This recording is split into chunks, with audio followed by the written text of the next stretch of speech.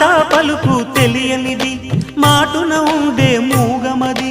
కమ్మని తలపుల కావ్యమయే కవితలు రాసే మౌనమది